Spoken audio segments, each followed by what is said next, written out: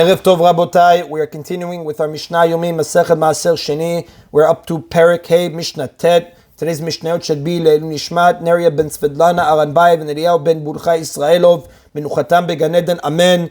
Today's Mishnah is going to speak about a case of someone who will not have access to his tithes before the biur deadline. The Mishnah says, Mi shayu perotav rechukim mimenu. If someone's produce is far away from him, and he cannot deliver the tithes to their proper recipients before the biur deadline, tzarich likol lehem shem. He must name the recipients, meaning he must name the Kohen, Levi, and poor person to whom he wants to give the tithes and transfer ownership of the tithes to them. Therefore, he then fulfills the obligation of biur, even though the recipient does not yet have the tithes in his hands. And Mefarshim explain this method works for Tiruma, Maaser Rishon, and Maaser Ani, because the obligation of biur is fulfilled in the case of these tithes by giving them to the required recipients, like we learned in Mishnah 6.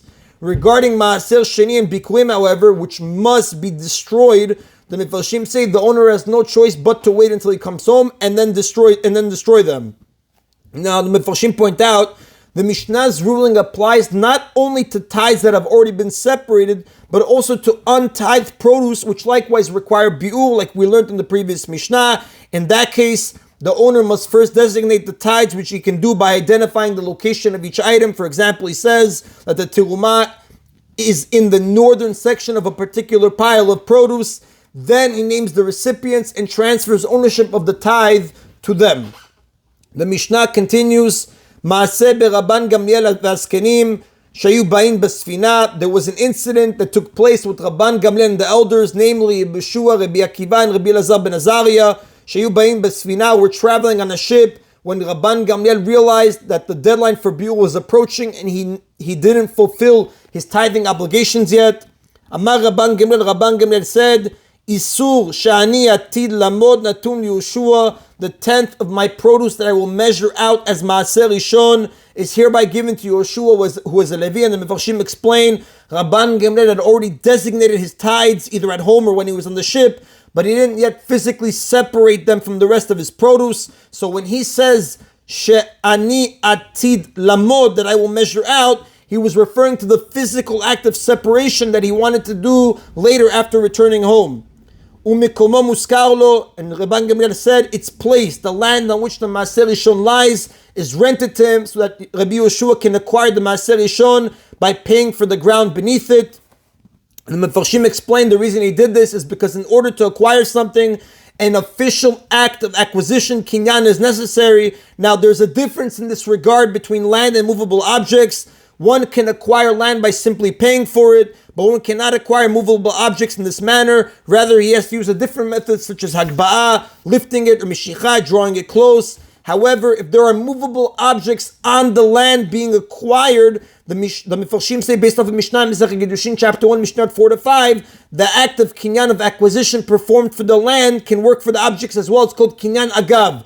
While I acquire the land, I acquire what's on the land. So in the Mishnah's case, Rabban Gamliel rented out the land beneath the Maaser Rishon to Rabbi Yeshua, so that by paying for the land, Rabbi Yeshua would also acquire the Maaser Rishon. Mefarshim explain, you could also acquire movable objects through a different method of kinyan called chalipin, exchange, where the recipient hands one of his possessions to the owner, and in exchange he acquires the movable object. Now, even though this method is effective, even if the movable object is far away, it was not used in this specific incident because Torah forbids using chalifin for the acquisition of tithes, as the Gemara says in Masechet Baba Metzia, page 11b.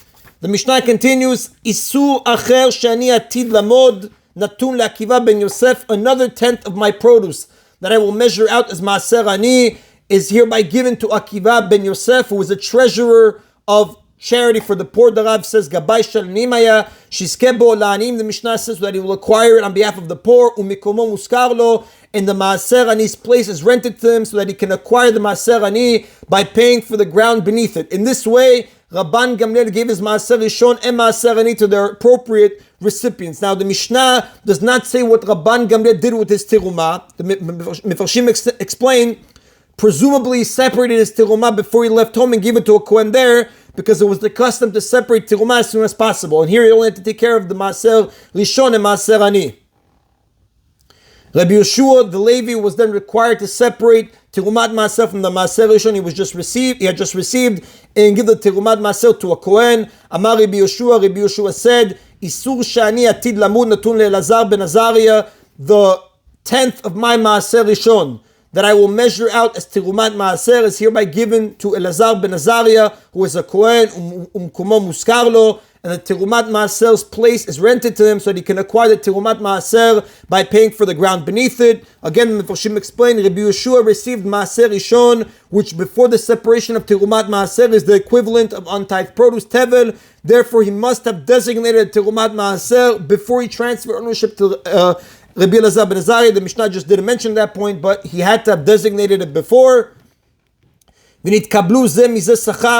After stating to whom they would give their tithes, they received the rent payment from each other, meaning Rabban Gamliel received payment for Rabbi Yeshua for the place of the Maaser Rishon, and another payment for Rabbi Akiva for the place of the Maaser Ani, and Rabbi Yeshua received payment from Rabbi Elazar ben Azariah for the place of the Terumat Maaser. So we had a Kohen, a Levi, and a Gabbai for Aniyim, for Maaser Ani. And that is in Rabotai of Mishnah Tet. The rest of the chapter now discusses the mitzvah of Vidui Maaser, the Maaser declaration, and just as introduction, we're going to quote several psukim. The Torah commands in Sefer Dvarim, chapter 26, psukim 13 to 15, that after one has performed biur with his tithes, he must recite the Vidui Maaser, in which he declares that he has separated his tithes and dealt with them in the required manner. The Mefarshim explain this declaration is called vidui, which literally means confession, for the following reason. Originally, the firstborn son of each family was supposed to serve God in the temple, in the Beit HaMikdash, and therefore a father would have given most of its tithes, his terumah, his maaser rishon, to his firstborn son. Accordingly, these tithes would have remained in the house. After the sin of the golden calf, however, the duty of the temple service was transferred to the Kohanim and Leviim, and the tithes were therefore given to them. Therefore, it was due to the sin of the golden calf that one must remove his tithes from his house and give them to Kohanim and Leviim. So when one says the phrase, I have removed the holy things from the house, he's confessing that his forefathers sinned and thereby caused the holy things, Terumat Maaser, to be removed from his house. Which is how the Sforno explains it in Sefer Dvarim, chapter 26, pasuk 13, cited by the Tosfot Yom Tov here. Now the psukim, the Mefarshim say the vidui does not have to be recited in Hebrew. It can be said in any language. It's a Mishnah in Masechet Sotah, chapter 2, Mishnah 1. But we're going to say both the Hebrew and the English here. The pasuk says, Bi'ati HaKodesh min habayit, I have removed the holy things from the house. V'gam netativ la'levi v'lager la'etom v'la'almana, and I have also given it to the Levi, to the convert, to the orphan, and to the widow. Kechol mitzvotecha shetzivitani, according to your entire commandment that you commanded me. Lo avarti mitzvotecha v'lo shechachti, I have not transgressed your commandments and I did not forget. Lo achalti be'oni mimenu, I did not eat from it when I was in onen, literally in my grieving.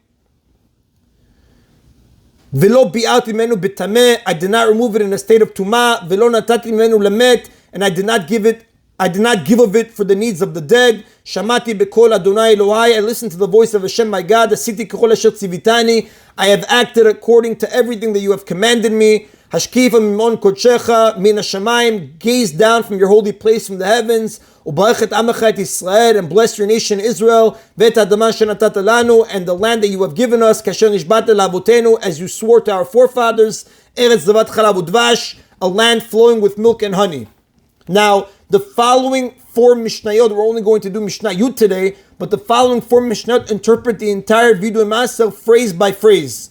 The Mishnah begins, Mishnah Yud, B'mincha b'yom tov ha'achron ayu mitvadin, on the afternoon of the last day of the Yom Tov of Pesach, the Vidui will be recited. Just to point out, the Mefarshim explain, we learned that midoraita, according to biblical law, one may perform biur and recite the Vidui until the end of the last day of Pesach, but the Chachamim moved biur forward to the day before Pesach, like we said in Mishnah Vav. Nevertheless, they didn't require, even though they moved the biur, they didn't require vidui be recited immediately after biur because of the following consideration. Someone who performs biur on the day before Pesach may set aside as much Maaser Sheni or Reva'i as he needs for the festival, like we said in that Mishnah. Therefore, he cannot recite the vidui on that day. because the vidui implies that all of one's Maaser Sheni and Revi have already been removed, in Yerushalayim or destroyed. On the afternoon of the Chag, his last day, however, by which time he will have finished all his Maaser Sheni and Rivai, he can indeed declare that he has removed them completely. So the Mishnah says, Ketzad haya vidui, what is the meaning of the vidui, meaning to which tithes and to what laws of tithing does it refer? Bi'ati HaKodesh min habayit, the pasuk when it says, I've removed the holy things from the house. Holy things refers, Ze Maaser Sheni v'neta Rivai, that refers to Maaser Sheni and Neta Rivai. These must be removed from the house, either by taking them to Yerushalayim and eating them there, or if that's not possible, destroying them in accordance with the law of Bi'ur. And the Mefarshim explained the word Kodesh, holy, is interpreted as referring to Maaser Sheni and Rivai, because the Torah describes them as holy in Sefer Vayikra, chapter 27, pasuk 30, and chapter 19, pasuk 24. Now, in the context of Maaser Sheni, when we say removal, that includes the obligation to destroy what had not been eaten by the Bi'ur deadline. Therefore, our Mishnah, which mentions Rivai here, must be following Bet Hillel, who maintain that Rivai is subject to destruction, and not Bet Shammai, who hold that Rivai is eaten, like we learned in Mishnah Gimel. Now, the Mishnah does not mention Bikurim in this case together with Maaser Sheni and Rivai. In this, it follows the opinion of Rabbi Shimon, who holds that unlike Maaser Sheni and Rivai, Bikurim are not destroyed, but are given to a Kohen, like we learned in Mishnah 6. Had the Mishnah been following the opinion of the Chachamim, who required Bikurim to be destroyed, it would have listed Bikurim here. So from the fact that it only said Maaser Sheni and Neta Rivai, it was following the opinion of the Bet Hillel for Rivai and Rabbi Shimon for Bikurim. The Bikurim are not destroyed but given to a Kohen. Nitativ la Levi, the next words, I have given it to a Levi. Ze Maaser Levi, that refers to the Maaser of a Levi, Maaser Rishon, which must be given to a Levi. V'gam nitativ, the word also in the phrase, when it says V'gam nitativ, and I have also given it, Zot terumat u'terumat maaser. That indicates to us that the declaration includes teruma and terumat maaser, which must be given to a Kohen. Therefore, the pasuk in its entirety means, I have also given to a Levi, besides what I have given to a Kohen. Now, according to Rabbi Shimon, the Mefarshim explain, who holds that Bikurim are not destroyed, the word gam also includes not only teruma and terumat maaser, but Bikurim as well, since all of these portions must be given to the Kohen as opposed to being destroyed. The Mishnah does not need to say Bikurim separately, because the term Tiruma can include Bikurim, like we learned in Sefer Dvarim, chapter 12, pasuk 6. That's why you can't attack and say, oh, this Mishnah cannot be Rabbi Shimon. It doesn't say anything about Bikurim being given to the Levi. We say, no, Bikurim is included in Tiruma. The Mishnah continues, Lager, Layatom, V'Almana. The next words in the pasuk, to the convert, to the orphan, and to the widow. Ze Maaser Ani, Leket, Vashicha, V'Peah. That refers to Maaser Ani, Leket, Shicha, and Peah, which are given to the poor. Just to recap, Leket refers to one or two stocks which fell during the harvest. Shicha refers to sheaves or stocks that were forgotten in the field. And Peah is the portion of the standing crop that must be left unharvested.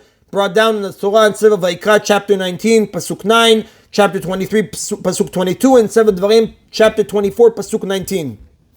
The Mishnah continues, Afal pi she'enan ma'akvin et havidui, leket, shicha, and peah are included in the vidui, even though they do not prevent the vidui from being recited. Meaning, someone who transgressed the law and took these portions for himself may still recite the vidui. Now, the Mefarshim explain, generally, if someone failed to separate even one of the portions listed in the Mishnah, he is forbidden to say any part of the Vidui Maaser, as the Rambam tells us in Ilchot Maaser Sheni, chapter 11, halakha 12. However, Leket, Shicha, or Peah are an exception to this rule. Even if one did not leave these portions for the poor, but he kept it for himself, he may recite the Vidui. The reason being because the text of the Vidui states, I have given, which according to the plain meaning refers only to the portions that are given, like Maaser Ani, and not Leket, Shicha, and Peah, which are not actually given to the poor, but they're left in the field for the poor to take themselves, like the Torah says, Le'ani v'lager ta'azovotam, for the poor man and the convert you shall leave them.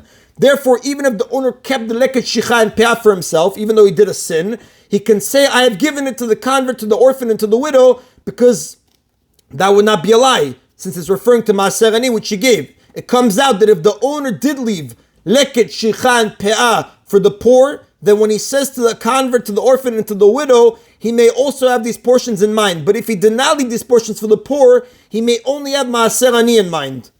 And the Mishnah concludes, Mina Bayit Zo Chala. When the Pasuk says, from the house, when it says, I have removed Biati HaKodesh Mina Bayit, I have removed the holy things from the house, that refers to Chala, the portion of the dough that must be given to a Kohen. The house, when we say Habayit, that alludes to Chala, because Chala is separated from dough, which is prepared in the home.